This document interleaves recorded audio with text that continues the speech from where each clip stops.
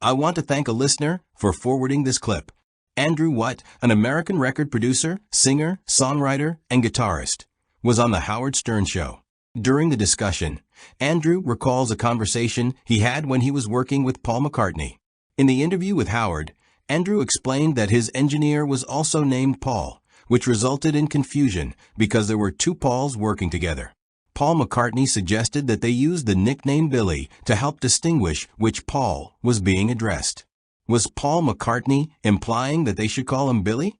Or was it Andrew's engineer who was going to get the nickname? Either way, we have another example of Billy Shears applying the Masonic technique of speaking masterfully.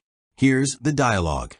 Slap me in the face as hard as you can to my assistant. You're nervous, right? You were nervous. There's gonna be a beetle in my kitchen, like in my house. It's like not something that you can. I told you about the Beatles chord book. Like, how can you? Right. How is that something that you can fathom? So he slaps me, and I ground myself. And Paul comes over, and my engineer is also named Paul. Right. Paul Lamalfa, which ends up being funny later once we start working together, because Paul McCartney decided that we had to rename him Billy. Paul McCartney decided that we had to rename him Billy.